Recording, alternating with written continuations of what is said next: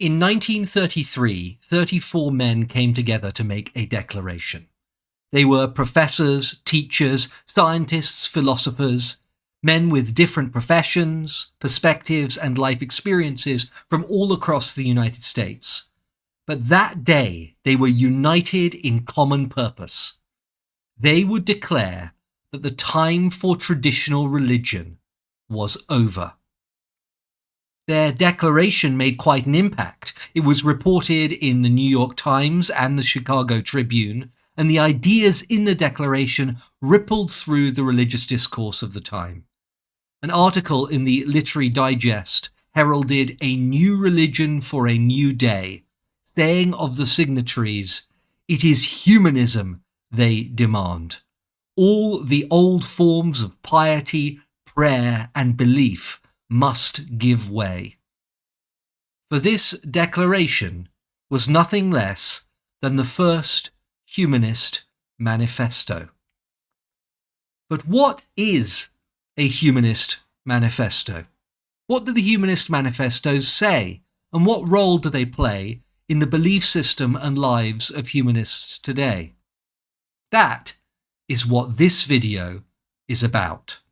I've been thinking a lot about this question recently because of two YouTube videos I was watching, both of which mentioned Humanist Manifestos, and both profoundly misunderstood them. The first was a debate between Christian apologist Andrew Wilson and atheist Craig F.T.F.E. I think that's how he goes on YouTube. It was from the recent DebateCon. The debate was called Christianity or Secular Humanism, which is best? And in this debate, Wilson bases much of his argument on the third Humanist Manifesto. Listen to what he says. The Humanist Manifesto, which is actually called Humanism and its Aspirations. Humanist Manifesto 3. Blah, blah, blah. It's got a stupid title. It's terribly written. And it's complete nonsense. And no human being should ever adhere to it for the purpose of human flourishing or anything else, yet some do, like Craig here.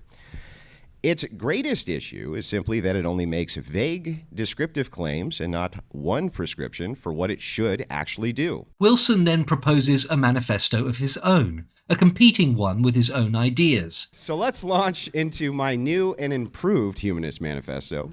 Craig will be unable to refute any of my prescriptions based on his manifesto if he only uses his manifesto. Instead, he will require a normative framework to supplement that manifesto. He has to do this because without using the manifesto, what are we even arguing about? I can refute his prescriptions based on Christian ethics, church tradition, and effects to society, which is what this debate's about. What is best for society? But he's unable to apply that standard with the Humanist Manifesto itself. He must appeal to the sources outside this manifesto. So humanism has no real, measurable, actual, conceivable effect on society, yet Christianity does. He offers descriptions, I offer prescriptions. He's such an erudite and charming fellow, isn't he? Reading from his phone while insulting his opponent. A delightful representative of the Christian faith. So, according to Wilson, the Humanist Manifesto only makes vague, descriptive claims, rather than prescriptive or normative ones, and is unable to have any impact on society unless it appeals to a normative framework outside of what is in the manifesto. In other words, in his view, if humanists cannot defend the ideas in our manifestos using only just the words in our manifestos, then they are inadequate bases for normative commitments. The other video which references the Humanist Manifestos was from a more reputable source, author of popular history books Tom Holland. In a lecture from 2022 for Christian think tank Theos, Holland argued that humanism is a Christian heresy, a sort of godless Protestantism. And in that lecture, he talked a lot about one of the more recent Humanist manifestos, the Amsterdam Declaration. Here is some of what he says. The Amsterdam Declaration proclaimed the worth, dignity, and autonomy of the individual and the right of every human being to the greatest possible freedom compatible with the rights of others. Religions, which were dismissed as dogmatic, were condemned by the World Humanist Congress for their ambition to impose their worldview on all of humanity. Science and its methods, by contrast, were highly praised. Not for humanists, any Bronze Age mumbo-jumbo. Ethics were to be derived not from sky fairies, but through a continuing process of observation, evaluation, and revision. This it was, so the Amsterdam Declaration rather piously affirmed, that would lead all those capable of emancipating themselves from the malign hold of superstition and priestcraft to true enlightenment, a reverence for human rights and for the entire human species. Humanism exists less as a tick list of principles than as an entire matrix of assumptions. Two in particular appear fundamental: that every man and woman possesses an inherent worth, and that superstition is the foe of human flourishing. The relationship between these two propositions was taken so for granted by the authors of the Amsterdam Declaration that nowhere did they bother to argue for it, a telling demonstration of just how unthinkingly they took it as read. So Tom Holland too has worries about a Humanist Manifesto. He objects that the Amsterdam Declaration, an international declaration of humanist beliefs, asserts but does not argue for its central moral and intellectual commitments. This represents, in his mind, the fact that the authors were, and I quote, unthinkingly committed to human dignity, and by implication, they do not have good reasons for their beliefs, because if they did, Holland thinks, they would include them in the manifesto. So both Holland and Wilson, despite coming from very different places, have similar critiques of humanist manifestos. They worry that the manifestos are not complete, secure statements of humanist philosophy, and that they don't themselves argue for the positions they espouse. And they both endorse the view, explicitly in Wilson's case and implicitly in Holland's, that if the Humanist Manifestos don't include defences of or arguments for the humanist ideas they include, then they are critically deficient. I take from this one simple fact, that Andrew Wilson and Tom Holland have no idea what they are talking about, at least when it comes to the Humanist Manifestos. They don't understand the Humanist Manifestos, either their content or their purposes. So in this video, let me enlighten them. What are the Humanist Manifestos? They are lists of key humanist commitments. They're short statements expressing a consensus on various topics of interest to humanists. They're written by, or at least signed by, multiple individual humanists or humanist organizations, and they're meant to be an easy and digestible way for a lay audience to understand what humanism is and what humanists believe. So they lay out what humanists in a particular era believe about how we should live and how we should relate to each other. That's it. That's all the Humanist Manifestos are trying to do. Let's look at one example. Humanist Manifesto 3, called properly Humanism and Its Aspirations. This is the one that Andrew Wilson was so unhappy with that he based most of his debate speech on it. Here it is on the screen now in its entirety. Yes, it's a one-page document. After a short preamble which sets the stage, the document says what it aspires to do and lists 6 key humanist principles. Knowledge of the world is derived by observation, experimentation, and rational analysis. Humans are integral part of nature, the result of unguided evolutionary change. Ethical values are derived from human need and interest, as tested by experience. Life's fulfillment emerges from individual participation in the service of humane ideals. Humans are social by nature and find meaning in relationship. Working to benefit society maximizes individual happiness. Now, it might be worth pausing at this point to consider how much you agree or disagree with each of those statements. The more you agree with them, the more humanist your worldview is. And that's what the manifesto is trying to do, outline the conceptual boundaries of humanism in a simple and digestible way. Personally, I think those convictions are pretty rational and commonsensical, but that's beyond the purpose of this video. What I want to point out here is what sort of document this Humanist Manifesto is. It is a manifesto. It's a list of beliefs that an individual or group holds. It's designed to be a short, easy-to-read document for the purposes of publicizing those beliefs and promoting that perspective. It restricts itself to key points and central considerations.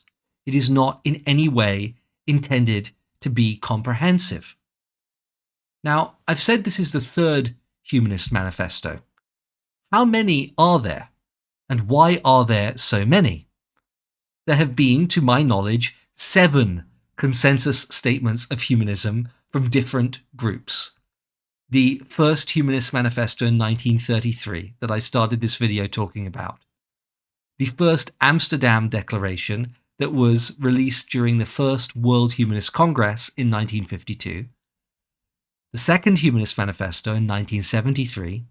In 1980, there was something called a Secular Humanist Declaration. In 2002, on the 50th anniversary of the First World Humanist Congress, there was an updated Amsterdam Declaration. The next year, in 2003, Humanist Manifesto 3, Humanism and Its Aspirations came out. That's the one that we just looked at together. And then in 2022, there was a new Amsterdam Declaration to celebrate the 70th anniversary of the First World Humanist Congress. The first Humanist Manifesto, the one in 1933 that I began this video with, was written by a man called Raymond Bragg, who was an American Unitarian minister, philosopher, and theologian. He was the pastor of the First Unitarian Society of Minneapolis for a long time. So he led a Unitarian congregation, and that congregation is a center of humanist thought and practice to this day. Bragg was convinced that his world needed new religious thinking, and so he wrote in the opening of his manifesto, "The time has come for widespread recognition of the radical changes in religious beliefs throughout the modern world. The time is past for mere revision of traditional attitudes. Science and economic change have disrupted the old beliefs. Religions the world over are under the necessity of coming to terms with new conditions created by a vastly increased knowledge and experience. In every field of human activity, the vital movement is now in the direction of a candid and explicit humanism. In order that religious humanism may be better understood, we, the undersigned, desire to make certain affirmations which we believe the facts of our contemporary life demonstrate." And then the manifesto goes on to make a series of, in this case, 15 commitments. So it's a lot longer than the third manifesto that we looked at earlier. Now, you might be confused hearing what I've just read as to why a Humanist Manifesto is being written by a Unitarian minister and why Bragg writes about religious humanism. The short answer is that in 1933, humanism was considered, primarily by American thinkers such as Bragg, as a new religion, just a naturalistic religion that did away with gods, souls, spirits, the afterlife, and everything supernatural. And the first Humanist Manifesto was an attempt to reclaim the language of religion for a naturalistic philosophy. And the philosophy is robustly naturalistic. In fact, if you look at what the manifesto says about nature. It says humanism asserts that the nature of the universe depicted by modern science makes unacceptable any supernatural or cosmic guarantees of human values. Religion must formulate its hopes and plans in the light of the scientific spirit and method. We are convinced that the time has passed for theism and deism. So this was a practically atheistic document that rejected supernaturalism, just like the more modern humanist manifestos do. It just used the language of religion to talk about its naturalistic approach to a philosophy of life. By the time of the first Amsterdam Declaration in 1952, humanism had already left behind its self-description as a new religion. That document instead refers to humanism as an alternative to religion. Why are there so many humanist manifestos? Well, this is one of the most distinctive features of humanism when compared with many other worldviews. It is self-consciously anti-dogmatic and open to evolution and change. This distinguishes humanism from traditional scriptural religions in that humanists recognize that the statements that we've created are the work of human hands, subject to revision and improvement, rather than eternally valid or perfect documents. The very first Humanist Manifesto, from way back in 1933, begins with this statement. The manifesto is a product of many minds. It was designed to represent a developing point of view, not a new creed. Similarly, the second includes the words, "Those who sign the Humanist Manifesto disclaim that they are setting forth a binding credo. Their individual views will be stated in wildly varying ways."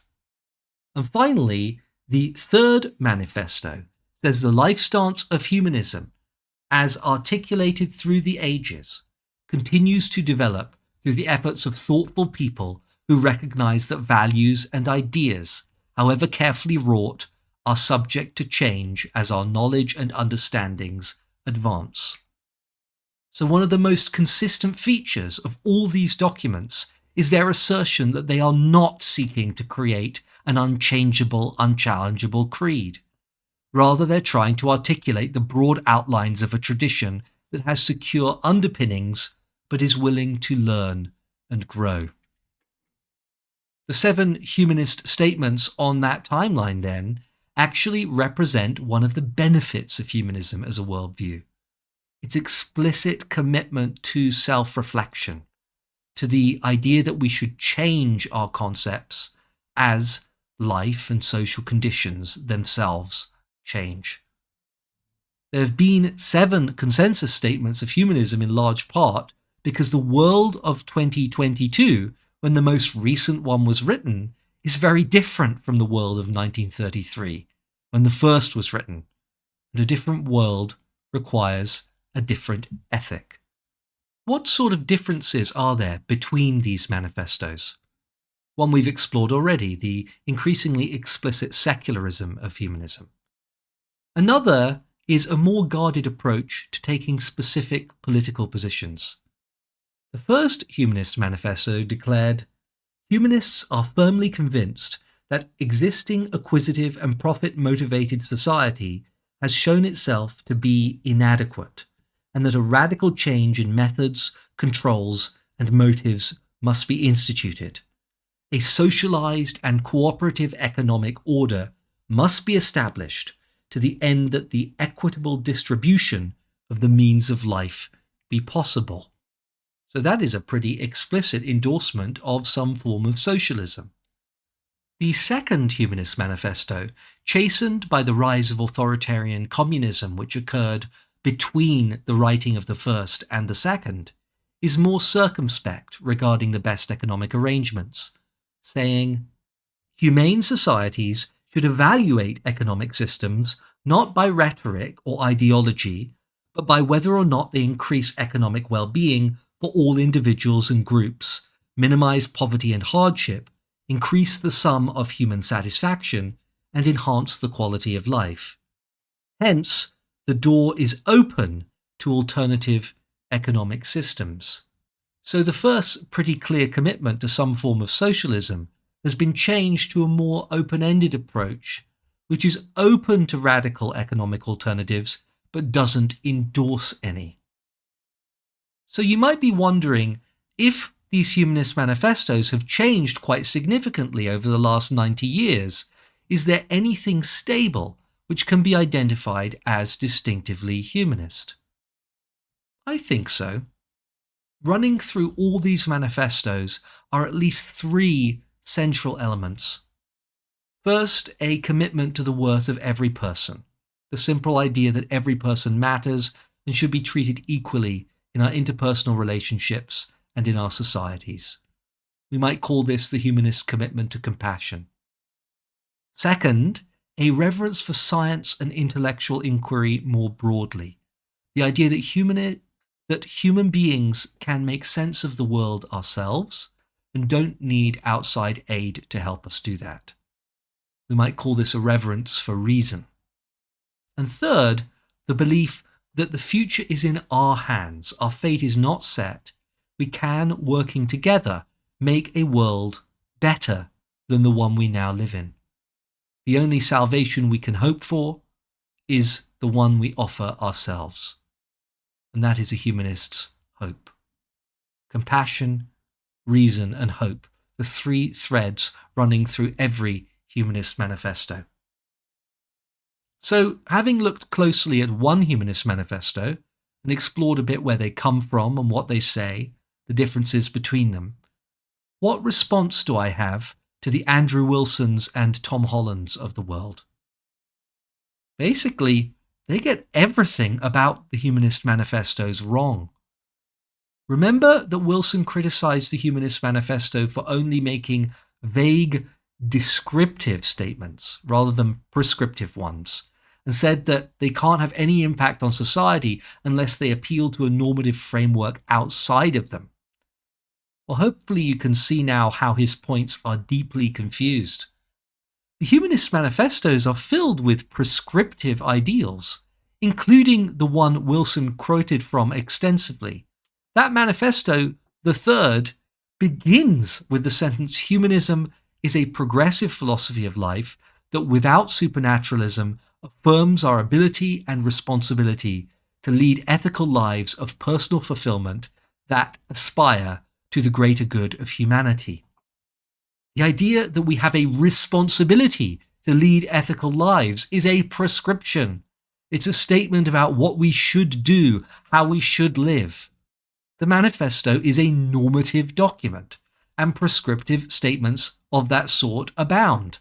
Life's fulfillment emerges from individual participation in the service of humane ideals, it says. That's a normative account of what gives us fulfillment in life. We seek to minimize the iniquities of circumstance and ability, and we support the distribution of nature's resources and the fruits of the earth so that as many as possible can enjoy a good life. Well, that's a prescription for the sort of world humanists think we should build. Now, perhaps, in fairness, Wilson was confused because Humanist Manifesto 3 couches its prescriptive philosophical commitments in descriptive language as a series of explanations about what humanists actually believe. But that doesn't mean that the beliefs described are not prescriptive ones. They are. The whole document is a normative one, a set of ideals that humanists argue we should live by. So Wilson is just wrong about this. The Humanist Manifestos are not purely descriptive, including the one he critiqued. What about the worry that both Wilson and Holland articulated, that the Humanist Manifestos don't include within them arguments for the positions they espouse? Well, this is correct, but only because the Humanist Manifestos were never meant to be either complete explications of the humanist worldview, nor to defend the positions they outline. The purpose of the manifestos is to simply and clearly state the broad conceptual components of humanism as a worldview, so that people would understand basically what humanists believe. They're not meant to provide any sort of argument in favor of those ideas. So when Wilson says that if humanists can't argue for the commitments in Humanist Manifesto 3 without using ideas from outside the manifesto, and that's a problem, and when Holland says that humanists just assume the truth of our central moral commitments, and that this is evidenced by the lack of arguments in their favor in the Amsterdam Declaration, both show that they have not understood the nature of the texts that they are responding to. The Humanist Manifestos are declarative, not argumentative, and it is no deficiency that they do not defend the propositions they advance. There is, of course, in the totality of humanist literature, a huge swath of texts arguing in favor of humanist ideas. Philosophical defenses of humanism abound. They're not part of the manifestos because that's not what the manifestos were designed to do. And these texts, these books, articles, studies that defend humanism are no less part of humanism because they aren't included in the manifesto. That objection completely misses the target. In short, criticizing the Humanist Manifestos because they fail to argue for the ideas they promote is like criticizing the Nicene Creed for failing to argue for the existence of God. A statement of commitments need not defend those commitments in order to fulfill its role as a simple overview of a rich and complex tradition. And that, simply put, is what the Humanist Manifestos are. They are attempts to outline, in clear and simple language, the central beliefs and values of humanists. They're not dogmas, they're not scriptures, they're not perfect, they're not unchanging, they're not arguments. They're only outlines of a rich tradition of thought and practice that prizes compassion for all humankind, reason to solve human problems, and hope for the future.